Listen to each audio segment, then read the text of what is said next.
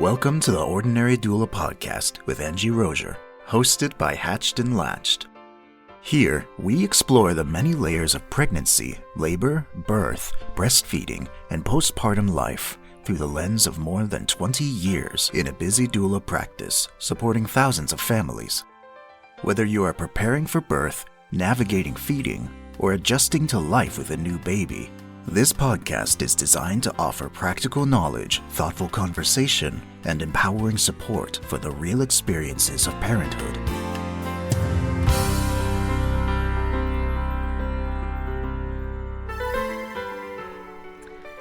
Good day to you, and welcome to the Ordinary Doula podcast. We are hosted by Hatched and Latched. Check us out at hatchedandlatched.com. And my name is Angie Rosier. I'm your host, and I enjoy spending this time kind of thinking about working through different topics, seeing what people might be interested in to hear about and to learn about. So I want to talk a little bit about birthplace. Like, we hear the term free birth, home birth, hospital birth. And those are all different approaches to birth. If you spent any time on social media, you've probably seen some kind of intense conversations about birth. It's kind of a hot topic. Like, people get fired up about it in all the ways, on all the sides of the topic. People are into home birth or hospital birth, medicated birth, cesarean birth, natural birth, interventions, free birth. There's so many ways to get passionate about this. And those ways are usually can be pretty polar from each other. So depending on which corner of this internet you're in, or which side of this polarity you are on, you might have been told that one of these ways is the only way to have an empowered birth. So it's just interesting to me when we have these strong opinions coming across, sometimes by influencers, folks on social media, and algorithms feed this to us. What this conversation is really about. It's not about where you should give birth, but it's about having information and having respect and support and giving birth where you feel safe. And that'll be a little bit different for everybody. So real quick, we probably know what free birth is. That's giving birth on your own, or it's also called unassisted birth. So it's intentionally, on purpose, giving birth without a trained medical person there or a midwifery professional attending the birth. Birth centers, they're freestanding, they're outside of hospitals. Sometimes they're hospital affiliated. You do have staff there. There's a midwife, there's other, birth attendants, birth assistants, or nurses who are there. It's appropriate for low risk pregnancies. There's planned home birth where people are just going to be at home. They do have a midwife assistants coming, perhaps a doula. There's lots of different team members that can come there, and they have a plan for emergency transfer. And then the vast majority of births are planned hospital births. That's what our cultural and social norm is giving birth in a hospital with an OB, perhaps a midwife. There's going to be nurses, anesthesiologists. There's surgical services available, of course.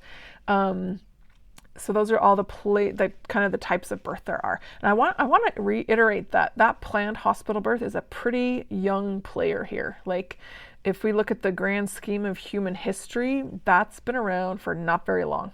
In the whole grand scheme of things, about 110 years max.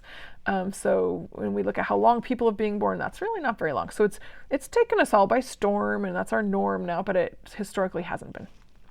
So free birth, let's chat about that. Why do people choose free birth? This is kind of interesting. And I don't want to start by you judging the choice or me judging the choice, but ask why. Why do people want to do free birth? Well, they may have felt ignored if they had a hospital birth, or felt pressure. They may have had a previous traumatic birth. They may have an intense fear of hospital places or medical places, or not trust providers. They might have a total lack of trust in providers based on what they've been exposed to in their life. They might feel like birth is just normal, right? Like, this is a normal biological, physiologic event that doesn't need all that structure and framework around it. They might want total autonomy. There's lots of different reasons people might choose that. Recent discussions around free birth has kind of connected the trend with past birth trauma and distrust of maternity systems. That's not always the case, but it definitely can be. So a question we could ask is, what would happen in our maternity system for someone to feel safer giving birth more completely unattended than they would in a hospital setting. Now, those working in a hospital cannot understand that. Those that do free birth or home birth also cannot understand where they would see a hospital birth being incredibly safe. So we have two totally different perspectives here, which is kind of interesting. And then we have the social media dilemma in the middle, where we can connect directly with people who think like us, right? And so it feeds into people who think like us, not always people who don't think like us. It tends to also give us extremes, like says hospitals are dangerous, home birth is dangerous. Neither one of those are true for all situations, of course. Your body knows exactly what to do. You need an induction and an epidural. Both could be true depending on you and your situation. So kind of avoiding those extremes, most of us lie in the middle of extremes anyway. And algorithms that feed us content don't really give us the nuance of that. They like engagement. Outrage gets engagement. Sensationalized things get engagement. So research has kind of found that social media is a major source of pregnancy information and a lot of other things, right? There are studies of popular birth accounts that found that social media portrayals can present idealized low intervention versions of birth than the broader reality of birth, because we have a lot of situations, a lot of bodies, a lot of people, a lot of ages of people with different health histories, with different areas of support in different medical situations or disease or whatever, if we have people with chronic illnesses, like all kinds of people are giving birth. And so we can't slap one sticker on it and say people should do what this person does. That's not the case. So what this is about is informed choice. Like, what does informed choice actually mean? Informed consent is not just saying my provider told me to do this and I totally agreed. I will trust anything the doctor says. I hear that a lot. That's one side of things. And then it also is not like I saw a TikTok telling me that hospitals are bad, or I saw a TikTok, we could find all the things TikTok tells us about birth, but coming back to your own situation, your own body, your own belief system, your own history, your own family and personal culture about birth, and then making informed decisions for your situation. Knowing what your options are. Our medical financial system makes hospital the most common option financially for people. What are the benefits of all of the options? What are the risks of all of the options? What are the alternatives to your options? Did you know you have alternatives? So the brain questions, we call them, we ask all these questions. If you didn't explore any other type of birth, you're probably going to be in a hospital, most likely with an OB. But knowing that you have other options and why you might want to choose other options could be an interesting journey to go on. I have a creepy client recently that chose to do a home birth. And I was a little bit surprised, impressed, surprised, a little bit concerned, and incredibly proud of her. And it told me that she was looking for something different. Like, she had a couple of hospital birth experiences, and I was at some of them, and she made a pretty big choice to look for something very different. And that's a lot of times what people are doing. What they're looking for is something different. So if we could come together in the middle and try to understand each other, I think that's always helpful. Difficult, but helpful. Some people do a different type of birth because they get to make the decisions, right? They want autonomy. And autonomy does not mean that nothing bad will happen. It's a very important decision to make where to have your baby. It can be a big deal. You can have I've seen thousands, literally, of beautiful hospital birth experiences. I've seen a lot of traumatic hospital birth experiences. I've seen birth experiences in hospitals where people didn't even know what they weren't getting, and they didn't even know how they were being treated. They were just along for the trust ride. I've seen traumatic home birth experiences. I've seen really empowering cesarean births and unplanned C-sections that feel really traumatic, or planned C-sections that feel traumatic. I've seen incredibly empowering, peaceful epidural births. I was at a birth recently where this mom it was her third baby, and she had given birth with an epidural, without an epidural, and this one she was leaving open. She's like, I think I'd like to do it without an epidural, but I'm not sure. I'm just going to give myself the ability to make the decision in the moment. And she did. She made the decision in the moment. And it was, as we discussed things with her throughout her labor and throughout the day, she came to a point where, like, yep, And she made a kind of quick decision. And she'd been pondering on it all day. I'm going to get an epidural. And she did. And she felt incredibly powered by being able to make that decision. Like her gut just said, get an epidural now. And then within half an hour, she had a very beautiful vaginal delivery, which was, I mean, all her babies have been born vaginally, and it was incredibly positive for her, and she didn't know her exact path till the very moment. So that was awesome. What she did do that was different in this one, and and this actually made me think of social media, because I had a lot of clients asking specifically about this lately, is they want to receive their own baby. They want to reach down and help deliver the baby, which she requested and did, and incredible, like just absolutely incredible what that was like for her. We got it on video, we got it on camera, and so cool to see the look on her face. And she said that was her favorite part, was being able to reach down and receive her baby, which is pretty awesome. So location does not always determine if somebody feels empowered or not, right? A lot of people are going to feel very traumatized by a free birth, like an unintended accidental home birth. That's not the same as a free birth, but to some people that's a tragedy, right? I have a lifelong friend who is very against home birth, very, very against home birth, because her dad's story. So her dad and this is a long time ago, right? He's like an older gentleman by now, but it's interesting how his experience impacted my friend's experience, who is his daughter. So when he was a little boy, his mom had an unintended home birth and she hemorrhaged. So I don't know how old he was, little boy, 6, 7, 8, I don't know. But the vision in his mind is that home birth is dangerous. And he had a real, true, legit fear of home birth for the rest of his life. So he grows up, becomes an adult, gets married, has a family. Now his children are having children. And he was terrified of home birth. Now, luckily for him, his children didn't choose to give birth at home, but others in their family had, like cousins and things like that. And he was terribly, terribly afraid of that. But based on his experience, you can see why, right? I want to also kind of shift to, there's life experience and then a doula's role. So being a doula myself is kind of when I get to talk about what doulas do. Doulas are not there to keep you out of a hospital. They're not there to protect you from every intervention or to convince you to have an unmedicated birth. They're not there to argue with your medical team. And I'll tell you what, a lot of hospital staff feel that you're there as a doula to argue with them and to confront them. And that's not the case. Doulas should be there to provide information, to help people understand options, to collaborate with the staff, whether we're at a home birth, a hospital birth, birth center birth. If there's staff there, free birth, there's not staff there, obviously, but to collaborate with other providers as well. They're there to offer continuous emotional, physical support, regardless of what's going on. It becomes especially important during traumatic birth experiences. They're there to help partners participate, communicate preferences, understand options, navigate changes in the plan as you navigate labor. Labor is like the most unpredictable thing ever. That's not a negative. It's just we can never say what's going to happen. And I get surprised all the time about what can happen, what's possible.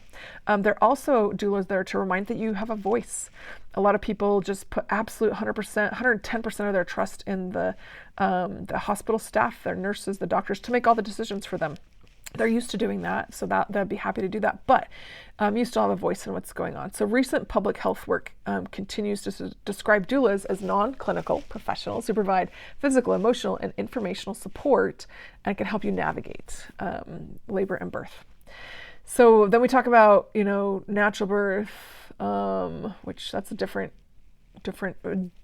definition to different people. Like, what does natural actually mean? To some people it means no epidural, no intervention, like Pitocin or inductions, no C-section. So it can mean a lot of different things to a lot of people, but I think the overreaching theme there is that we want the body and the choices to be respected during birth, the process to be respected. It's manipulated plenty, right? We know that is a possibility within a lot of our medical constructs around childbirth. We have a lot of manipulation of the process with inductions, interventions, augmentations. So there are interventions, but respecting that and communicating about what is wanted and what is needed in a particular situation. So think about what natural is to you. Is that the goal, or is informed, supported, respected birth kind of the goal as well? When you're informed, you can make best choices. When you're supported and respected, you can have a positive experience. And then I want to talk about safety in birth, pivot a little bit and talk about safety. When we talk about free birth, birth center birth, home birth, hospital birth, there's a lot of different safety safety perspectives there. Free birth does come with legitimate safety concerns because there are no trained professionals present to recognize or manage the common things that may come up, right? Which might be heavy bleeding, shoulder dystocia. One of these awesome births I was at last week had a 57-second shoulder dystocia. Still an incredibly empowering birth. Baby's great, mom's great. There could be placental challenges like third stage. There could be cord complications, fetal distress, maternal hypotension, maybe a baby that needs a little bit of help, some resuscitation afterwards. All these are common.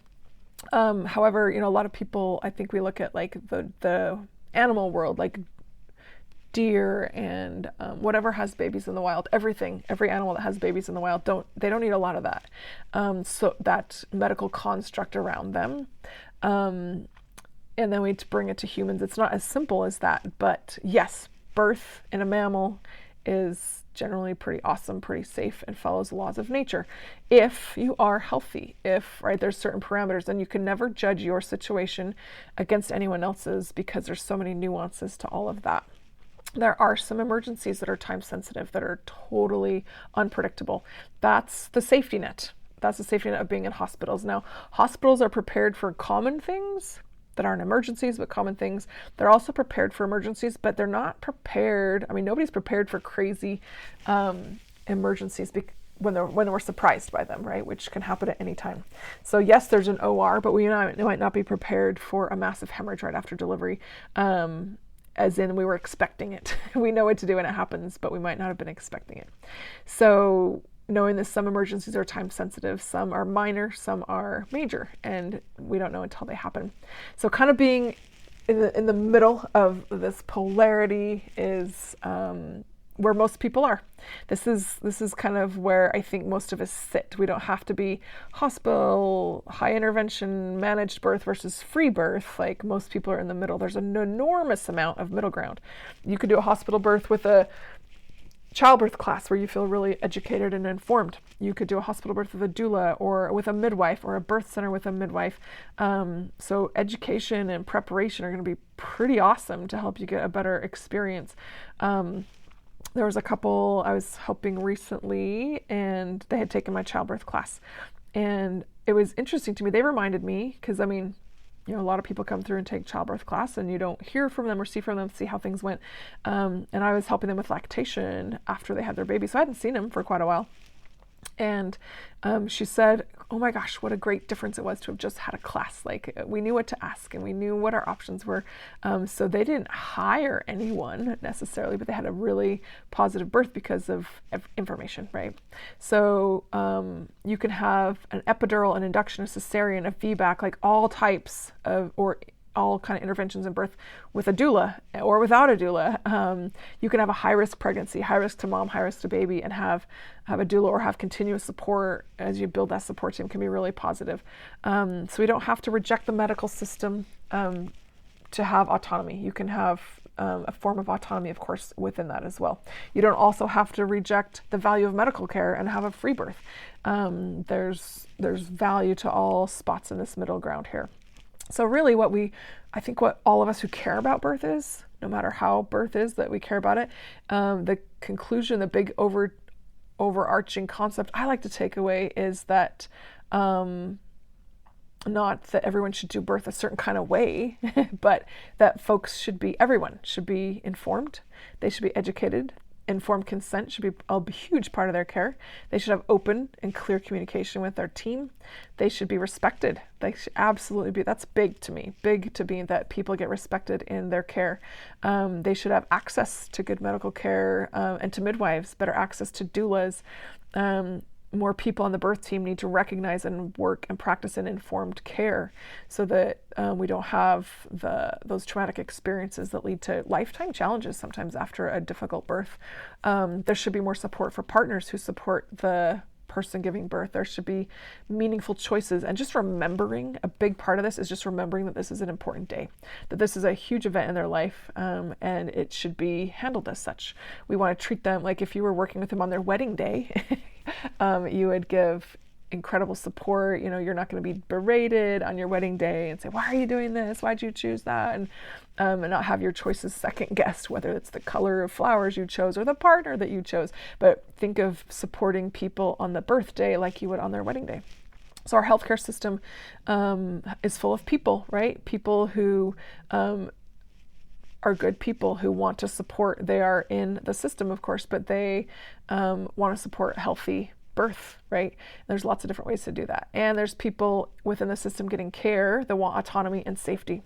And it just shouldn't be a choice between autonomy and safety. They should be able to kind of have both of those things. Okay. So as you design your ideal birth experience, or ponder on it, think about it, don't worry about what anyone else thinks. Just think about what you want and what works for you. That's going to be different than your neighbor, than your friend, than an influencer. You haven't seen their medical record, you haven't seen their health history or their emotional, the emotional challenges that they face. Make decisions that are appropriate for you. Ask, what do I actually want? And then versus what have I been told that I should want, and kind of see where you are in that. So the answer to current birth debates have been, is we're convincing people or everyone to give birth in this way or that way. Like, there's no right answer. The answer is giving people better information, appropriate support, respecting them, and better care, and giving them genuine choices. Your birth does not have to, it won't look like anyone else's to be a good birth. Whatever positive empowering is to you is right for you. And that you can make informed choices. You don't have to choose between autonomy and safety. You deserve both of those things, and you can have those things in a variety of settings. People really can. So that wraps up our little discussion on polarity, free birth, hospital birth, and how we might feel about that in between.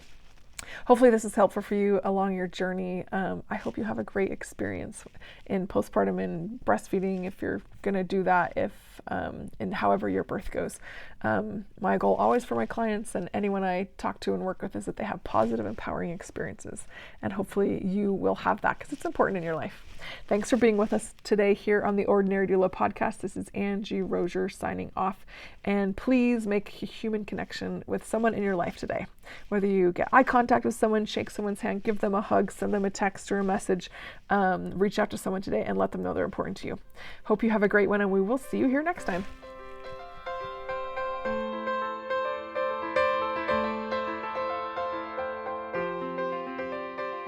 Thank you for listening to the Ordinary Doula podcast with Angie Rosier, hosted by Hatched and Latched. You can find episode credits in the show notes and more information by visiting hatchedandlatched.com. If this podcast has been helpful to you, please leave a rating wherever you listen to your podcasts. Your support helps us continue having thoughtful conversations about birth, breastfeeding, and postpartum life. Be sure to tune in next time as we continue exploring the many experiences, questions, and realities surrounding the journey into parenthood.